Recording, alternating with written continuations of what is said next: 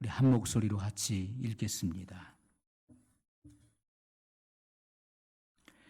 일곱째 천사가 소리내는 날 그 나팔을 불게 될 때에 하나님의 비밀이 그 종 선지자들에게 전하신 복음과 같이 이루리라. 하늘에서 나서 내게 들리던 음성이 또 내게 말하여 가로되 내게 가서 바다와 땅을 밟고 섰는 천사의 손에 펴놓인 책을 가지라 하기로 내가 천사에게 나가 작은 책을 달라 한즉 천사가 가로되 갖다 먹어버리라. 내 배에서는 쓰나 내 입에서는 꿀같이 달리라 하거늘 내가 천사의 손에서 작은 책을 갖다 먹어버리니 내 입에서는 꿀같이 다나 먹은 후에 내 배에서는 쓰게 되더라. 아멘. 여러분, 일곱째 천사가 소리를 내는 날, 그때는 셋째 화가 임하는 시기를 말하는 것입니다.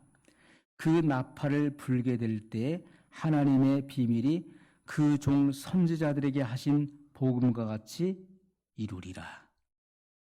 여러분, 이때에 마지막 일곱 대접 심판이 임하게 되는 것입니다. 힘센 천사가 일곱째 나팔을 불게 되면 하나님의 비밀이 그 종 선지자 예언자들에게 전하셨던 그대로 성취된다는 것을 분명히 말씀하신 것입니다.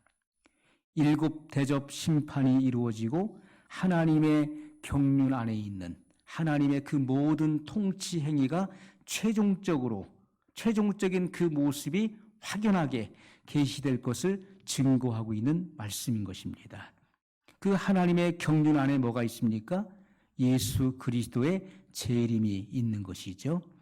예수님의 재림은 공중 재림과 지상 재림으로 이루어지는 것입니다. 그래서 7년 대환란 전에 공중 재림이 있는 것이고요. 예수님께서 공중에 재림하실 때 준비된 신부들, 먼저 주 안에서 죽은 자들이, 주 안에서 잠자는 자들이 부활의 몸을 입고 공중으로 올라가는 것이고, 그리고 준비된 성도들이 그 뒤를 따라서 예수님과 같이 부활의 형체로 변화되어서 올라가서 주님을 영접하게 되는 것입니다. 그리고 이 땅에는 7년 대환란이 일어나는 것이고요. 7년 대환란 끝 무렵에 예수님께서 천사들과 또 휴거된 성도들과 함께 이 지상으로 내려오시게 되는 것입니다. 그래서 이 땅의 천년 왕국을 이루게 되는 것이죠. 자, 이 모든 것들은 다 하나님의 경륜 안에 있는 것입니다. 예수 그리스도의 재림, 그리고 마귀의 멸망. 여러분, 하나님의 아들이 하나님의 보호자 우편에서 공중으로 강림하실 때 공중의 권세를 잡고 있는 이 어둠의 영들, 마귀의 세력은 이 지상으로 밀려나게 되는 것이고, 그래서 이 지상에 7년 대환란이 일어나는 것임을 성경은 증거하고 있습니다. 또 악인의 심판에 대한 것도 하나님의 경륜 안에 있는 내용들입니다. 또 하나님의 택한 백성들을 구속하시는, 구원하시는 이러한 모든 것들을 포함하는 것입니다. 이러한 것들이 확연하게 드러나게 되는 것이고, 하나님의 통치 행위가 결국 완성될 것에 대한 계시가 이제 나타나게 된다는 것을 보여주고 있는 것입니다. 자, 하늘에서 나서 내게 들리던 음성이 또 내게 말하여 가로되 내가 가서 바다와 땅을 밟고 섰는 천사의 손에 펴놓인 책을 가지라 하기로. 내가 천사에게 나가 작은 책을 달라 한즉, 여러분, 이 작은 책의 비밀, 작은 책은 바로 계시록을 말하는 것입니다. 천사가 가로되 갖다 먹어버리라. 내 배에서는 쓰나 내 입에서는 꿀같이 달리라. 이렇게 말씀하셨어요. 작은 책을 갖다 먹으니 입에서는 꿀같이 다나 먹은 뒤에는 속에서 쓰더라. 이렇게 말씀하고 있어요. 여러분, 무슨 말씀입니까? 하나님 말씀은요, 마치 진지한 뜻을 갖고 있죠. 우리가 단맛이 있는 음식은요, 입에 쫙쫙 달라붙어요. 입에 착착 달라붙지요. 하나님 말씀의 맛이 마치 과거에요, 꿀보다 더 맛나는 것은 없었습니다. 이 꿀맛은 아주 단맛이죠. 최고의 맛이었어요. 하나님의 말씀에 마치 꿀과 송이꿀 같이 그렇게 단맛을 느끼게 하는 것이죠. 성경의 오묘한 그 진리가 마치 입에 착착 달라붙는 것처럼 그렇게 기쁘고 내 마음속에 희락을 주는 것입니다. 여러분, 믿는 자들에게는요, 성경은 수만 가지의 약속들로 이루어져 있습니다. 수만 가지 하나님의 약속들로 이루어져 있기 때문에 이 약속을 받는 사람들은 기쁨이 충만한 거예요. 그렇기 때문에 내 입에서는 꿀같이 다나 이렇게 말씀하고 있어요. 그러나 우리가 이 모든 진리의 말씀을 깨닫고 난 뒤에는 불신자들의 그 내세를 우리가 알기 때문에 하나님을 거역하고 반역한 이들의 그 최후가 어떻게 될 것을 우리가 알기 때문에 영적으로 쓴맛을 느끼게 된다는 것입니다. 왜요? 불신자들에게는 결국 하나님의 그 무서운 저주와 진노와 심판이 임할 것이기 때문에 속에서는 쓴맛을 느끼게 되는 것입니다. 고통스럽고 쓴 것이죠. 여러분, 우리가 속이 불편하고 그리고 쓴 식물은 다시 토하게 되는 것입니다. 이것은 그리스도인들은요, 때때로 들려주시는 주님의 경고의 말씀을 듣고 견디지 못하여서 그것을 증거하게 된다는 의미인 것입니다. 쓰디 쓴 것은요, 결국은 그것을 토하게 돼 있는데 이것은 다시 증거하게 된다는 말씀이에요. 우리가 11절에 보면요, 저가 내게 말하기를 내가 많은 백성과 나라와 방언과 임금에게 다시 예언하여야 하리라 하더라. 어떻게 해야 된다고요? 다시 예언하여야 하리라. 예언한 말씀을 다시 예언해야 된다는 것을 말씀하고 있어요. 여러분, 하나님 말씀을 전하는 일은 그 어떤 것보다도 중요하고 기쁜 일이 아닐 수 없습니다. 왜요? 하나님의 말씀은, 복음은 영혼을 구원하는 일이기 때문에 가장 귀하고 기쁜 일이 아닐 수 없지요. 그러나 진노와 심판을 증거하는 것은 결코 쉬운 일이 아닌 것입니다. 불신자들은요, 이런 하나님의 경고의 말씀, 그리고 저주와 무서운 하나님의 심판을 증거할 때 그들은 반항하죠. 그들은 저항합니다. 그들은 그 같은 복음을 증거하는 자들을 대적하게 되어 있는 것입니다.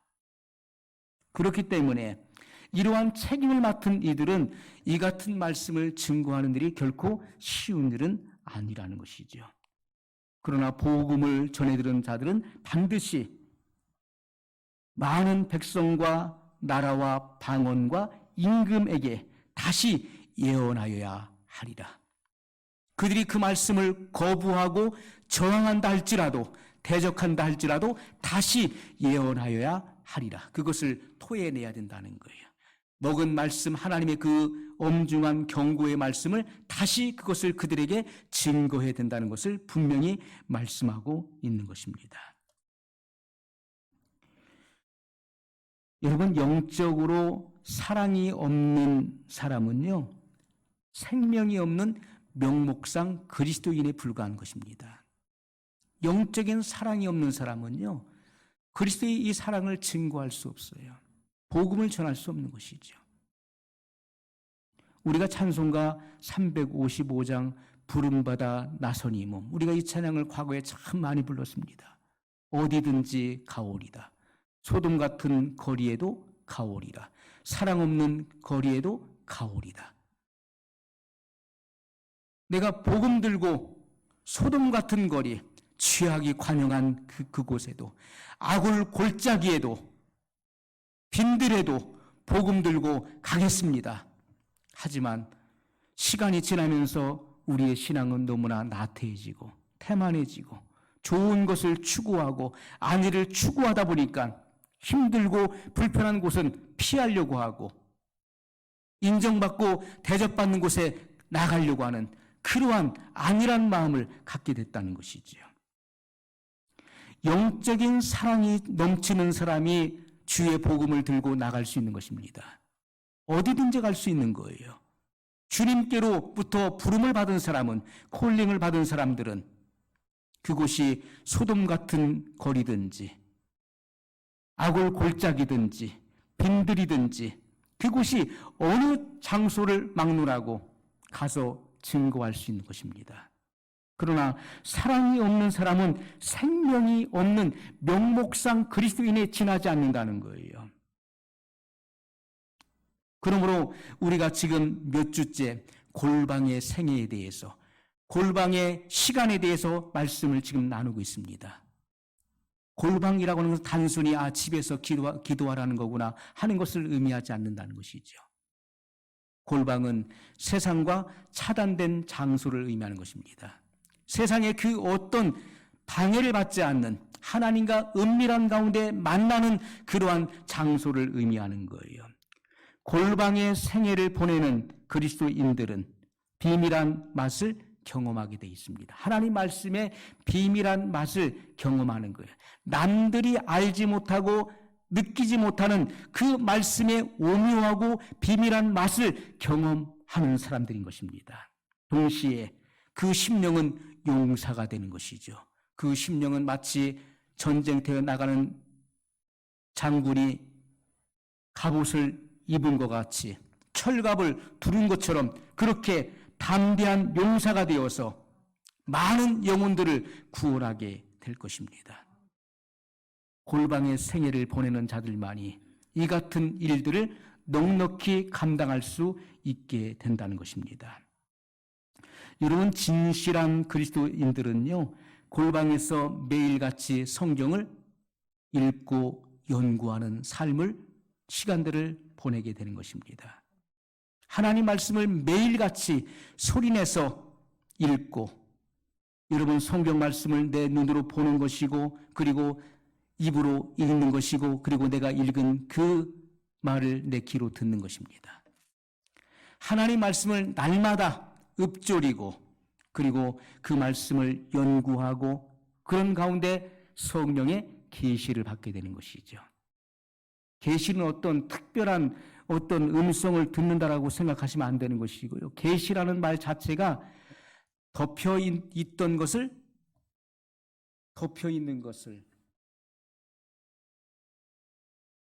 걷어서 보여준다는 것입니다. 우리가 진리를 깨닫지 못했는데, 전혀 알지 못했었는데 성령님의 역사를 통해서 이렇게 덮고 있는 보자기를 걷어서 그 실상을 보여주는 것을 계시라고 하는 것입니다. 우리는 말씀을 깊이 있게 읽고, 그리고 그 말씀을 묵상하는 가운데 성령의 역사를 통해서 계시를 받는 것입니다. 그 진리의 깊은 내막을 깨닫게 된다는 것이죠. 디모데후서 3장 16절에 보면 모든 성경은 하나님을 계시한 것이라고 말씀하고 있어요. 모든 성경은 하나님의 감동으로 된 것으로 교훈과 책망과 바르게 함과 의로 교육하게 유익하니, 이렇게 증거하고 있는 것입니다. 여러분, 아주 귀중한 말씀인 것이죠. 이사야 34장 16절에 보면 너희는 여호와의 책을 자세히 읽어보라, 이렇게 말씀하고 있어요. 너희는 여호와의 책을 자세히 읽어보라. 자세히 읽어본다는 말이 무슨 말입니까? 상고하여 보라. 우리가 신약 성경에는 상고한다는 말씀을 하고 있죠. 상고하라. 여호와의 말씀을 자세히 읽어보라는 것입니다. 이것들이 하나도 빠진 것이 없고 하나도 그 짝이 없는 것이 없으리니. 여러분, 구약의 짝이 신약에 있어요. 신약의 짝이 구약에 있는 것입니다. 다 짝이 있는 것입니다. 그래서 하나님의 말씀은, 여러분, 구약은 1500년간에 걸쳐서 기록된 말씀이고 신약은 1세기 안에 100년 안에 기록된 말씀인 것입니다. 1600년간에 걸쳐서 기록된 말씀이지만은 일맥상통한다는 것이죠. 일관성 있게 이 말씀은 그대로 똑같은 흐름을 가지고 있다는 것입니다. 왜요? 성령으로, 성령에 감동된 말씀이기 때문에 그런 것입니다. 이것들이 하나도 빠진 것이 없고 하나도 그 짝이 없는 것이 없으리니 이는 여호와의 입이 이를 명하셨고 여호와의 입이 이를 명하셨고 그의 신이 이것들을 모으셨음이라. 그의 신이, 성령이 이것들을 모으셨다. 이렇게 증거하고 있는 것입니다. 여러분, 그러나 진리를 들었음에도 불구하고, 진리를 듣고 있음에도 불구하고 진리의 말씀을 깨닫지 못하고 이해하지 못하고 진리 안에 거하지 못하는 이들은, 진리에 이르지 못하는 이들은 마치 반석 위에 자라난 초목과 같이 가뭄의 폭염을 견디지 못하는 거예요. 그리고 모진 바람을 견디기 어려운 것입니다. 왜요? 뿌리가 약하기 때문에 견디지 못할 것입니다. 우리가 데살로니가 전서 5장 17절에 보면 항상 16절 이하에 보면 항상 기뻐하라, 17절에 쉬지 말고 기도하라, 18절에 범사에 감사하라. 이는 그리스도 예수 안에서 너희를 향하신 하나님의 뜻이니라. 이렇게 증거하고 있어요. 쉬지 말고 기도할 것을 데살로니가전서 5장 17절에 주님은 분명히 명령하고 있다는 것입니다. 이것은요, 선택사항이 아닙니다. 내가 시간 나면 기도하고 시간이 없으면 기도를 못했다. 그것을 합리화할 수 없다는 것입니다. 이것은 이것은 하나님께서 직접 사도 바울을 통해서 우리에게 명령하신 성경의 말씀인 것입니다. 시간 있으면 기도하라고 말씀하신 것이 아니에요.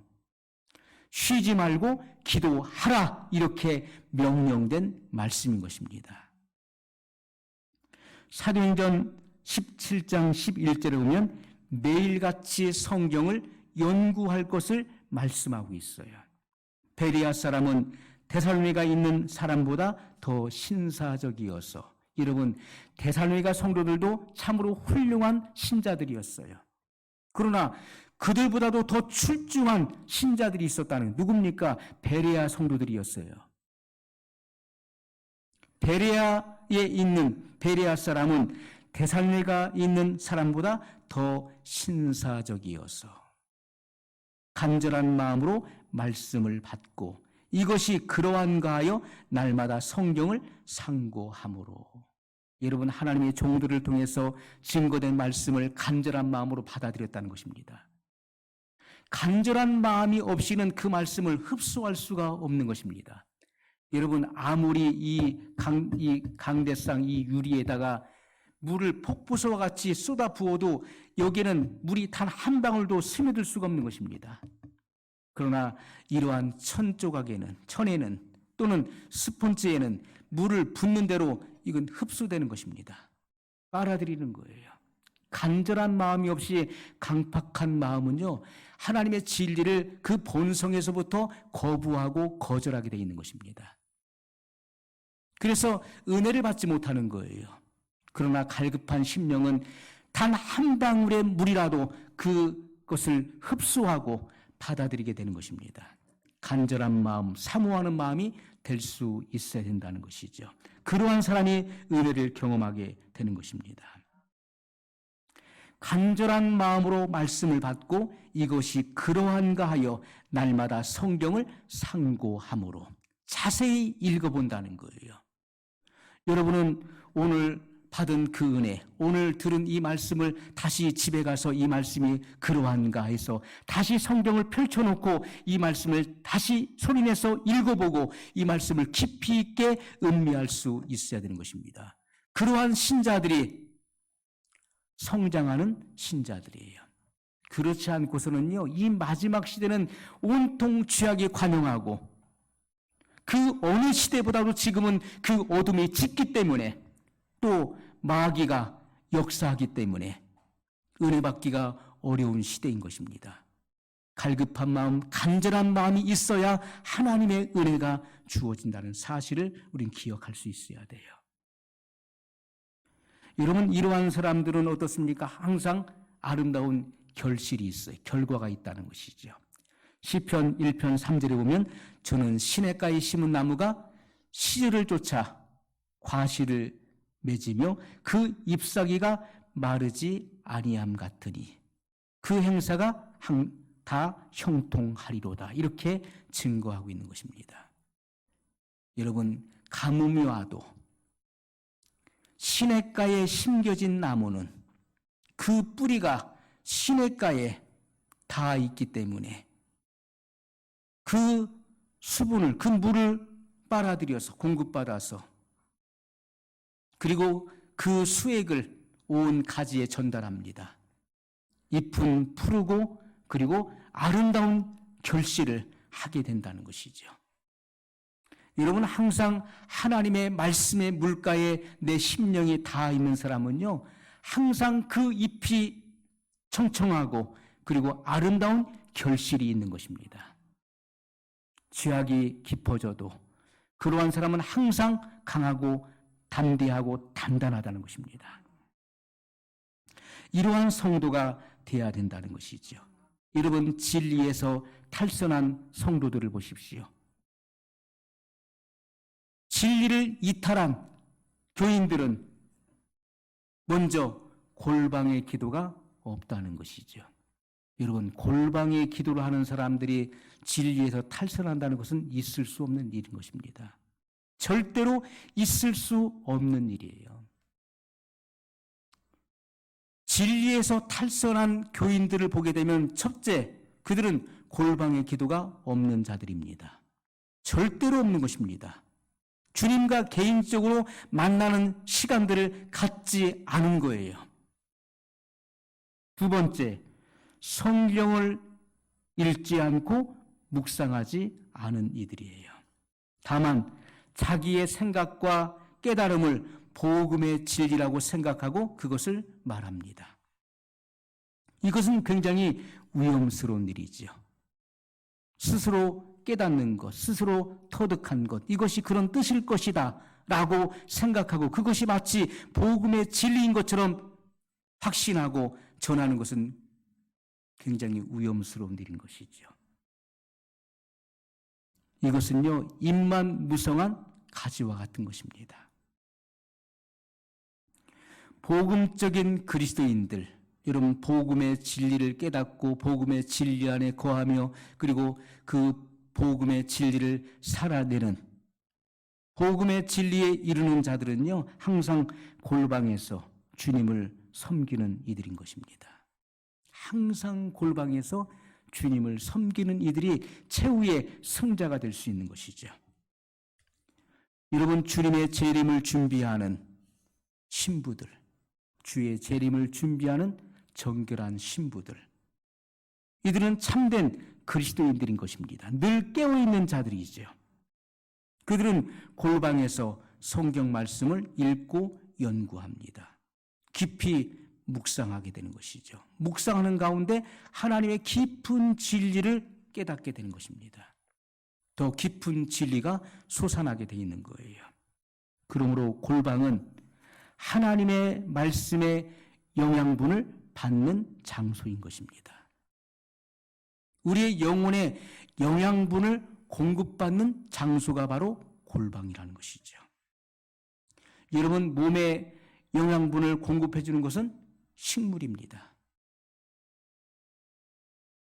우리가 식물을 먹어야 그 식물로부터 육체를 움직일 수 있는 그러한 자양분, 영양분을 공급받을 수 있는 것이죠. 그것처럼 심령의 영양을 공급하는 것은 하나님의 말씀입니다. 말씀은 영의 양식인 것이죠. 우리가 음식을 먹으면 어떻습니까? 음식을 먹게 되면요, 그 음식을 내가 잘게 씹어서 그것을 삼키게 되면은 그 음식물이 내 안에서 작용을 해서 나의 근육을 만들기도 하고요. 살을 만들고 피를 만드는 것입니다. 그래서 내 몸의 일부분이 되게 하는 거예요. 내가 먹은 그 음식물이 내 몸의 일부가 되는 것입니다. 그것처럼 하나님 말씀이 실체가 된다는 것은 무엇을 의미합니까? 그것은 하나님 말씀은 영의 양식이기 때문에 그 말씀을 마치 육의 양식을 먹는 것처럼 내 심령이 그것을 영의 양식으로 받아 먹을 때, 그것을 내가 아멘 함으로써 받아들일 때, 그것이 내 영의 살과 피가 되는 것입니다. 나도 모르게 하나님의 진리의 말씀대로 사라지는 거예요. 그것이 말씀의 실체인 것입니다. 말씀을 들은 대로, 말씀을 이해하고 깨달은 대로, 내가 그 말씀을 영접한 대로 나도 모르게 그 말씀대로 사라지는 거예요. 그러한 사람이 말씀을 신령한 영의 양식을 공급받은 사람인 것이죠. 마태복음 4장 4절에 보면 예수님께서 일러 가라사대 기록되었으되 사람이 떡으로만 살 것이 아니요 하나님의 입에서 나오는 모든 말씀으로 살 것이니라. 하나님의 입에서 나오는 모든 말씀, 그것이 바로 영의 양식이라는 것이죠. 여러분, 성경의 이 모든 말씀은 이것이 육의 언어입니까? 영의 언어입니까? 영의 언어인 것이죠. 그러므로 인간이 이성의 지각으로 깨닫는 것이 아니라 영의 지각으로 이 말씀을 깨닫는 것입니다. 이것은 육의 양식이 아니라 영의 양식인 것이죠. 그러므로 예수님께서는 사람이 떡으로만 살 것이 아니요, 사람은 영혼 육의 합체인 것입니다. 영혼 육의 유기체적인 존재예요. 그러므로 사람이라고 하는 존재는 육체만 갖고 있는 것이 아니라는 것입니다. 육체만 가지고 있다면 떡으로만 살 수 있는 거예요. 동물들은 육체와 혼을 가지고 있죠. 지각을 가지고 있어요.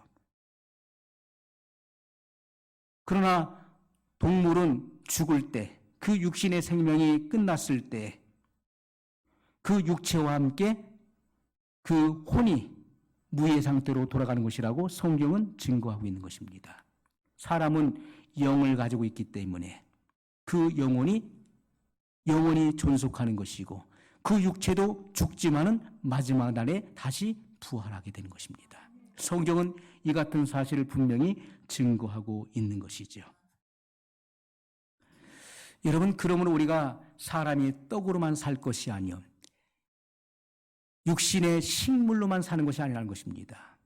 영은 무엇을 가지고 삽니까? 하나님의 입에서 나오는 모든 말씀으로 살 것이니라. 성경 66권의 이 진리를 통해서 그 영혼이 존속하게 되는 것이고 성장하게 된다는 것을 분명히 말씀하고 있는 것입니다. 여러분, 베드로전서 2장 2절에 보면 갓난 아이들 같이, 여기서 말하는 갓난 아이들은 거듭난 그리스도인들을 지칭하는 거예요. 모든 거듭난 그리스도인들을 갓난 아이로 비유하고 있어요. 갓난 아이들 같이 순전하고 신령한 젖을 사모하라. 신령한 젖은 뭡니까? 순전하고 신령한 젖, 이것은 하나님의 말씀, 영의 양식을 의미하는 것이죠. 하나님의 말씀을 순전하고 신령한 젖으로 비유하고 있는 것입니다. 이는 이로 말미암아 너희로 구원에 이르도록 자라게 하려 함이라. 여러분, 한 번 구원이 영원한 구원인가요? 그렇지가 않은 것입니다. 성경은 분명히 증거하고 있어요. 신령한 것을 사모하라. 이는 이로 말미암아 너희로 구원에 이르도록, 궁극적 구원에 도달하도록 자라게 하려 함이라. 우리가 예수님 믿고 구원받았다는 것은 구원의 시작을 말하는 것이고, 우리는 순전하고 신령한 젖인 하나님의 말씀을 계속해서 공급받음으로써 성장해 나가는 것입니다. 성장해야 결국 궁극적 구원에 도달하게 되는 것, 그 구원이 완성된다는 것을 분명히 증거하고 있는 말씀인 것입니다. 여러분, 젖에는 영양분이 가득한 것입니다. 엄마의 그 젖에는요, 아이가 먹어서 자랄 수 있도록 그 영양분이 가득하게 들어있는 거예요. 그러므로 하나님의 말씀을 영양분이 가득한 젖으로 비유하고 있다는 것이죠. 아이가 태어나서 젖의 맛을 알아보십시오. 그러면요, 시도 때도 없어요. 조금만 배가 고프면 울어제껴요. 왜요? 젖을 달라는 것이죠. 젖 맛을 아는 거예요. 젖의 맛을 아는 것이죠. 여러분, 주님께서 사도 베드로를 통해서 이 같은 이 비유의 말씀을 주신 것은 무엇입니까? 모든 그리스도인들, 거듭난 그리스도인들은 신령한 젖, 순전하고 신령한 젖을 사모하라는 거예요. 이것은 하나님의 말씀의 맛을 우리가 그것을 느꼈다면 그것을 찾게 되는 것입니다. 하나님 말씀이 너무 오묘하고 달고 오묘한 거예요. 이 진리를 깨달을 때마다 우리의 영혼의 눈이 밝아지죠. 심령의 기쁨이 충만해지죠. 그래서 하나님 말씀에 대한 더욱더 갈급한 마음, 그리고 간절한 마음, 소망을 갖게 된다는 것입니다. 궁극적 구원에 도달하도록 말씀을 계속해서 우리는 받아 먹여야 돼요. 말씀을. 육신의 양식은요, 한계가 있는 거예요. 아무리 만나는 음식도요, 가서 거기서 10접시, 20접시 먹을 수는 없는 것이죠. 어느 정도 배가 차게 되면요, 아무리 먹고 싶어도 더 이상 먹을 수가 없어요. 그러나 영의 양식은 그렇지가 않습니다. 이것은 얼마든지 받아들일 수가 있는 거예요. 그러므로 영의 양식, 신령한 젖을 사모하십시오. 그래서 영이 성장해야만 그리스도의 장성한 분량에 도달해야 되는 것이고, 여러분은 거듭날 뿐만 아니라 성결의 단계를 거쳐야 되는 것이고, 성화의 단계를 거쳐야 되는 것이고, 결국 예수님께서 재림하실 때 영화의 몸을 입고 주님을 영접하도록 나가야 되는 것입니다. 그것이 곧 궁극적 구원이라는 사실을 성경이 분명히 증거하고 있다는 것이죠. 여러분, 우리가 영양분이, 몸에도 영양분이 부족하면 어떻습니까? 육체가 쇠약해지는 거예요. 영양분이 부족하면 육체가 쇠약하죠. 그것처럼 심령의 영양이 되는 성경 말씀을 읽지 않고 말씀을 연구하지 않고 묵상하지 않으면 그 심령이 쇠약해지는 것은 필연적인 이치인 것입니다. 아유, 나는 왜 이렇게 영역이 없지? 나는 왜 이렇게 기도에 힘이 딸리지? 나는 왜 이렇게 봉사할 수 있는 그런 힘이 없지? 나는 왜 이렇게 무능력하지? 이것은 하나님의 말씀을 내가 읽지 않고 그 말씀을 묵상하지 않는다는 것이지요. 영의 양식을 내가 공급받지 못했기 때문에 그 심령이 쇠약한 것은 필연적인 이치인 것입니다. 여러분, 모든 성도들은요, 육체보다도 심령을 더 귀히 여길 수 있어야 돼요. 물론 육체도 중요하지만은 그 심령의 가치가 더 중요하다는 사실을 우리는 항상 기억할 수 있어야 한다는 것입니다. 육신의 식물보다도 영적인 식물, 하나님 말씀이 더욱더 귀하다는 사실을 인식할 수 있어야 돼요. 그렇지 않으면요, 여러분의 심령은 기갈을 면할 수가 없을 것입니다. 기갈을 면할 수 없어요. 자, 욥이 어떻게 증거했는지를 한번 우리는 봐야 됩니다. 욥기 23장 12절에 보면 내가 그의 입술의 명령을 어기지 아니하고, 자, 욥이 이렇게 고백하고 있어요. 내가 그의 입술의 명령을 어기지 아니하고 일정한 음식보다 그 입의 말씀을 귀히 여겼구나.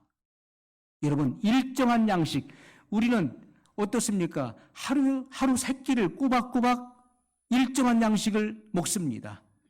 세 끼를 못 먹는 분들은 두 끼를 드시는 분들도 있을 것입니다. 이것은 매일같이 일정한 양식을 내가 찾아 먹는 거예요. 이것은 중요하게 생각하면서 영의 양식, 영의 영양을 공급해주는 하나님의 말씀은 등한히 하는 모습은 나 스스로 기갈을 자청하고 있는 것입니다. 그러므로 욥이 이렇게 기록하고 있는 것이죠. 일정한 음식보다 그 입의 말씀을 귀히 여겼다. 여러분 얼마나 정확한 말씀입니까? 다른 사람이, 여러분 심령의 기갈이 임한 사람은 다른 사람을 먹이지 못할 뿐만 아니라 자기 자신의 심령도 구원할 수가 없는 것입니다. 자기 자신도 구원에 이르기가 어려운 거예요. 그러므로 모든 그리스도인들은 매일매일 일정한 시간에 기도하는 것이 필요한 것입니다. 매일 일정한 시간에 기도하고 말씀을 읽고 연구하고 묵상하는 그런 훈련이 반드시 필요하다는 것이죠.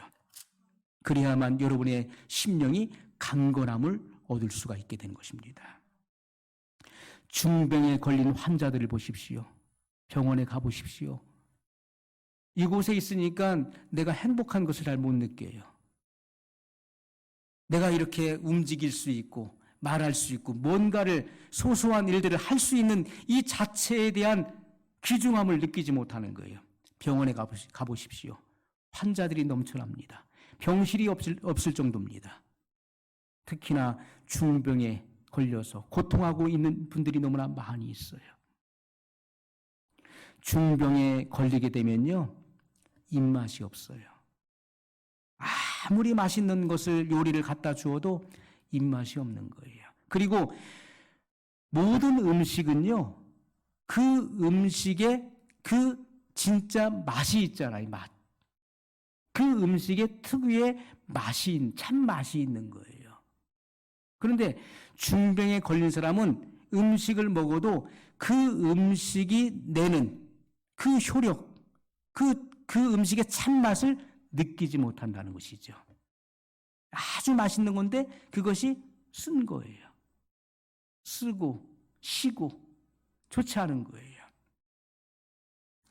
여러분 심령의 환자도 마찬가지입니다. 영적으로 여러분들이 병들었으면요, 성경의 참된 맛을 알지 못하는 거예요. 그렇기 때문에 사모하지 않는 거예요. 말씀은 읽어도 그만, 안 읽어도 그만. 시간 없으면 말씀 그냥 건너뛰고. 왜요? 말씀의 맛을 못 느끼기 때문에. 그것은 여러분의 심령이 병들었다는 증거인 것입니다. 중병에 걸렸다는 거예요. 말씀을 읽어도 이 말씀이 무슨 뜻인지, 이 말씀에 대한 희열과 참 기쁨을 느끼지 못한다. 심령이 병들었다는 것입니다.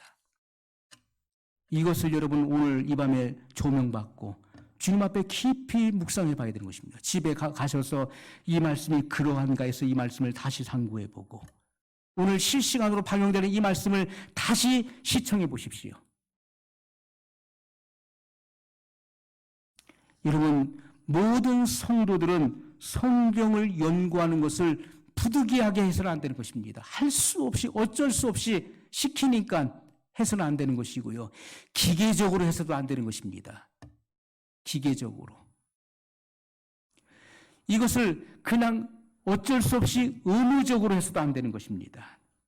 하나님 말씀을 참맛을 내가 느끼기 위해서 사모하는 마음으로 이 말씀을 읽어야 될 것입니다. 사모하는 마음, 간절한 마음, 더 나아가서 절박한 심정을 가지고 하나님 말씀을 읽고 그리고 연구하고 묵상해야 될 것입니다. 여러분, 이 말씀의 맛은 거듭난 사람 외에는 이 귀중한 맛을 알 수가 없는 것이죠. 거듭난 심령 외에는 알 수가 없어요. 그래서 우리 받은 이 기쁨을 알 사람이 없도다. 찬송가 가사에도 나와 있죠. 이 말씀의 오묘한 맛을 깨달은 사람은요, 이 세상 누구도 내 심중에 있는 이 기쁨과 평안을 알 수가 없는 거예요. 골방에서 성령님께서는 모든 그리스도인들에게, 골방으로 나오는 그리스도인들에게 경험상 실증을 주신다는 거예요. 그것뿐만이 아니죠. 성경의 모든 말씀을 이해하고 증거하는 동시에 능력과 생명을 공급해 주신다는 것입니다. 여러분, 그러므로 우리가 하나님 말씀을 지식으로 습득한 이후에는, 영적인 지식이죠. 천국의 지식을 습득한 이후에는 이 말씀을 증거해야 되잖아요. 증거의 생명은 능력인 것입니다. 그것은 골방의 기도를 통해서 그 능력을 받는 거예요. 그래서 이 말씀을 증거할 때 하나님의 능력이 나타나게 되는 것이고, 그 말씀을 듣는 자들의 심령이 변화가 일어나는, 생활에 변화가 일어나게 된다는 것이죠. 그러면 우리가 하루에 몇 시간을, 얼마를 골방에서 보내야 될까요? 이것은 주님을 섬기는 행위인 것입니다. 골방의 기도, 골방의 묵상, 이것은요, 주님께 봉사하는 것이고 주님을 섬기는 아주 귀중한 행위인 것입니다. 이것은 사람마다 다 다릅니다. 왜요? 역량이 다 다르기 때문에. 사람마다 처해진 그 환경과 처지와 상황이 다를 수 있기 때문에 다 다를 수 있어요. 어떤 사람은 말씀을 읽고 말씀을 묵상하고 말씀을 묵상하는 것을 시간 낭비로 생각하는 사람들이 있어요. 시간 낭비. 그래서 경홀히 여깁니다. 그러면서 다른 일에 그 많은 시간을 허비하게 되는 것이죠. 내가 뉴스 볼 시간이 있고 신문 볼 시간이 있고 휴대폰 할 시간이 있어도 기도할 시간은 없고 말씀 읽을 시간은 너무나 아까운 거예요. 왜요? 그 맛을 모르기 때문에 그런 것이죠. 그래서 쓸데없는 것에 많은 시간들을 허비하게 된다는 것입니다. 여러분, 이러한 분들은요, 궁극적 구원에 도달하기가 매우 위태로운 분들이에요. 정말로 그 영혼이 완전한 구원에 이르기가 매우 어렵다는 것입니다. 여러분들은 휴대폰을 하는 시간보다도 말씀을 읽고 묵상하는 시간이 더 길어야 된다는 사실을 기억하십시오. 이것은 아주 중요한 거예요. 내 영혼의 궁극적 구원에 내가 도달하느냐 하지 못하느냐 아주 중요한 강권이 달려있는 문제인 것입니다.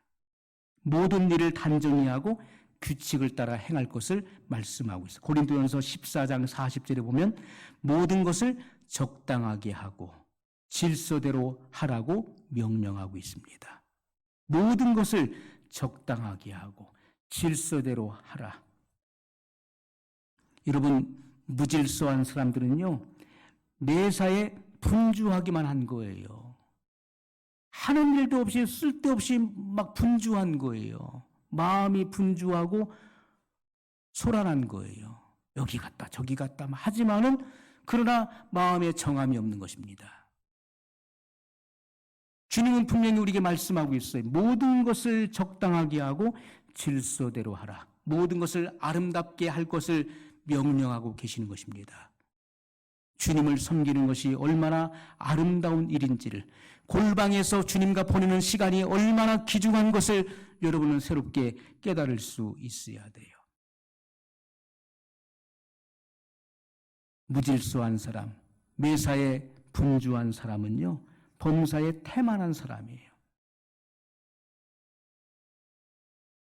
그러므로 모든 그리스도인들은 기도와 또 말씀을 연구하는 것, 그리고 또 영혼들에게 복음을 전하는 것, 이것을 일정한 시간을 배정하고 그리고 지키는 훈련은 굉장히 중요하다는 것입니다. 골방의 시간은 모든 기초적인 초보적인 그리스도인이라 할지라도 최소한 1시간 이상 허지할 줄 알아야 되는 것이죠. 최소한 1시간 이상은 골방에서 헌신할 수 있어야 돼요. 말씀을 읽고 묵상하고 연구하고 그리고 기도하는 시간, 아무리 초보적인 교인이라 할지라도 최소 1시간 이상은 보낼 수 있어야 된다는 것이죠. 하루 1시간 전도하는 사람은요, 골방에서 1시간 이상 보낼 수 있어야 된다는 것입니다. 실천적인 의미와 주님과의 교제 시간을 이렇게 균등하게 분배하는 것도 좋은 훈련이 될 것입니다. 예수님께서는 많은 시간을 골방에서 보내셨습니다. 따로 한적한 곳에서 빈들에 나가셔서 주님은 기도하셨고 아버지와의 깊은 교통을 이루셨어요. 오늘 우리들도 골방의 시간, 이것은 우리에게 아주 중요한 영적 의미를 시사하는 것입니다. 이 같은 실천을 내일로 미루지 말고 오늘부터 당장 실천하시기를 예수님의 이름으로 축원합니다.